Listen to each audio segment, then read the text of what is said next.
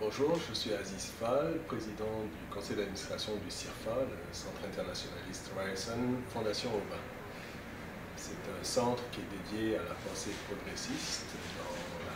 palette de toutes les obédiences de gauche, dans une perspective internationaliste telle que l'avaient voulu les fondateurs, Stanley Ryerson, Eisen Size, Eisenman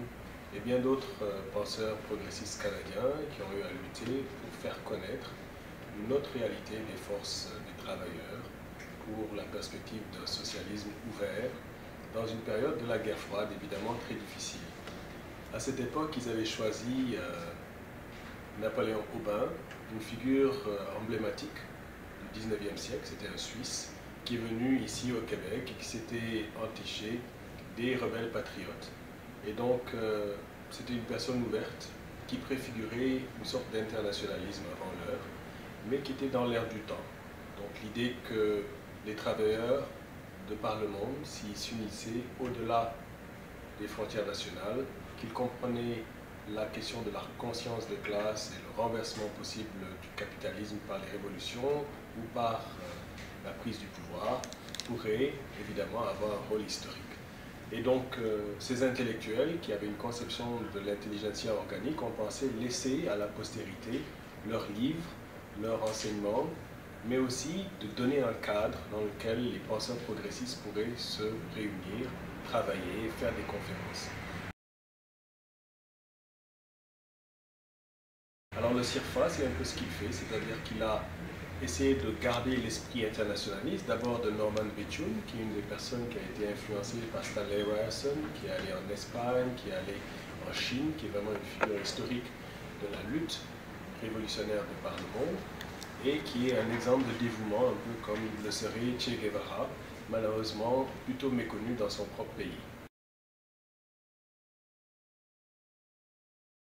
Et donc, dans cet esprit internationaliste, nous essayons d'offrir des bourses aux jeunes chercheurs, nous essayons d'ordonner un espace de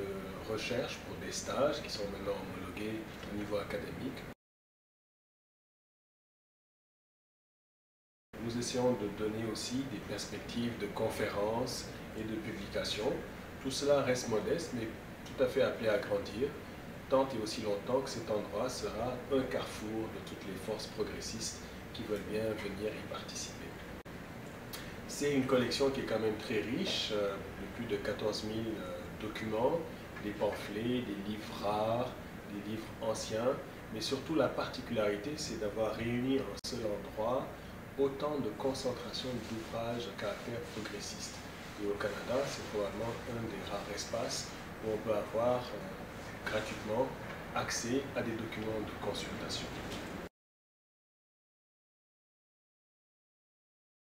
Nous organisons évidemment des choses de plus grande envergure qui commencent aussi à prendre de l'ampleur, notamment le projet Bethune, qui est un projet internationaliste qui vise à suivre les traces de Norman Bethune en Espagne, en Chine, avec des partenaires du monde académique, des militants, des syndicalistes, des gens de la culture, et essayer donc de réveiller,